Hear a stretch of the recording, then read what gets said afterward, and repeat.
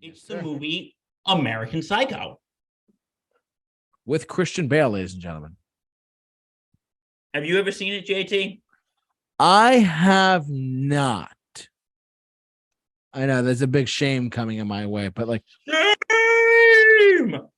I mean, don't get me wrong. Christian Bale is a phenomenal actor, and I've definitely heard of this movie. I've seen a lot of clips from it. I just haven't sat down and watched the whole thing. Partly because I'm not a horror guy, but like I'm not like a super horror guy per se. Um, You know you who know what I really mean? likes that movie? Who likes that movie? Justin. Does he really? Yeah, he likes American Psycho. Is it? I mean, I'm not. I don't want to go too in depth with it, but he just likes it as like as a movie kind of thing. He thinks it's a really good movie. All right, cool. I like it too. But it was based on a book. It was based on a book. And here is what happened. The author was Bret Easton Ellis. He said the movie fell short for two reasons. One, it's simply not ambiguous enough. The movie is not ambiguous. Like, I'm not going to get into a lot of detail, but because I don't want to spoil it for the people who have not watched it. But the film, in the film, okay, at the end of the film, there's sort of a question in which did Patrick Bateman, who is played by Christian Bale, did he, did everything in the movie happen, or was it all in his head? Right. Okay. I haven't seen the movie, but I can see what you're saying. Like there is he's just like sitting there, like he's just like, you're just like, did all of this happen or did it not? Or did it, or was it just all, or was the movie just all in his head? So they said it wasn't ambiguous enough. In Alice's opinion, the book is unfilmable because of its stream of consciousness narrative can't be faithfully adapted into a visual medium. And to be fair, the book is done in the style of rambling and incoherent revenge fantasy. I can see it kind of destroys coherency. Alice thinks the story's central ambiguity is ruined by physically seeing a naked Christian Bale. Yeah, we all want to see that, right? Yeah, all of his abs. Just kidding, everyone. Chasing a prostitute down a hallway with a chainsaw. Oh, that wasn't in the movie. Because seeing it forces the viewer to conclude that it actually happened, as opposed to happening only in the character's mind. According to Ellis, there's no ambiguity or metaphor in the film, which seems to indicate that he has never seen a David Lynch movie. Okay, and here's the one. Alice said because it was directed by a woman, when asked about the director, Mary Herron, because at first she was fired and Oliver Stone was brought on to direct the movie. And Leonardo DiCaprio were going to star, but they both dropped out, so he rehired Mary Herron.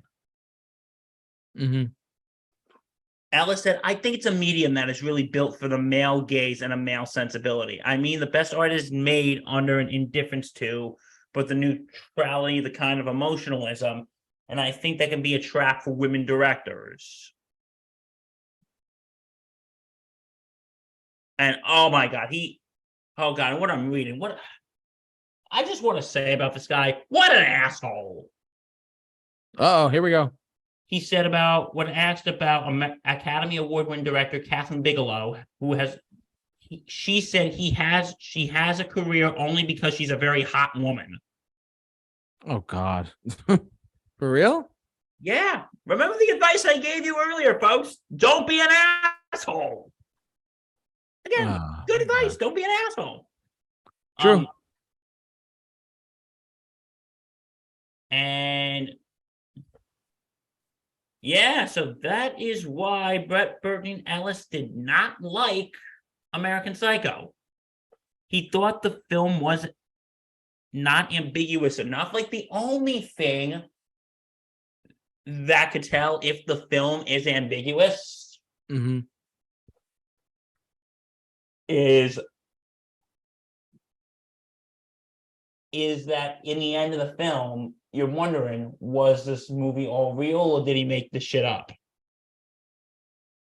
Like I said, I haven't seen the movie, guys, so I can't really judge on it specifically. But I will say though that the premise is very, what's the word, intriguing. You know what I mean? It was it all in his head? Yeah. Like, was it? Was it not? You don't know. Like, do you want me to give away the ending or no? No, preferably not, because I still would like to see it. Yeah, but I'll tell you this: that right there is probably one of my favorite movie moments Ever? Yeah, it's. Do you like Huey Lewis in the News? Oh, they're okay. And he's like going on about them, and he's like putting on this coat, and he goes, is that a raincoat? Yes, it is. And I was, what's with the newspaper? You have a little dog chow? No. And then he's put on them. In 1980, they released this hit. It's Hit to Be Squared. It's a song so catchy. That's not only about conformity and the importance of friends, but people don't really listen to the message. It's not about conformity and the importance of friends, but also a statement about the band itself. Hey, Paul! And he's like just killing him with the axe and is screaming. And he's Jesus. Like, oh! Ah! And then he walks away. He's like, this created this is like one of the terms of a psychopath when he's blood's all over his face and he just does it. He just goes, straightens up his tie and just walks away. Yeah, but yeah, so the author did not like American Psycho. Any questions? No, not at all, my friend. Not at all. Oh my god. Does the chat board have any questions? No, at the moment they don't. I checked. Let me see. They might have questions. You never know. If you have any questions, send them to the end, and then we'll answer them at the end. So please save your questions to the end. Yes, please, thank you. But it's funny actually. I'm reading up on this. Apparently, Christian Bale and Jared Leto were both in American Psycho, and yet they both played Batman and the Joker. Just want to point that out. Yes. How could we? And then Christian Bale played a villain in Thor: Love and Thunder. So, but yeah, American Psycho. Any other comments from American Psycho, my guy? I'm good on my end because I'm really. I think I'm good on my end. All right, cool.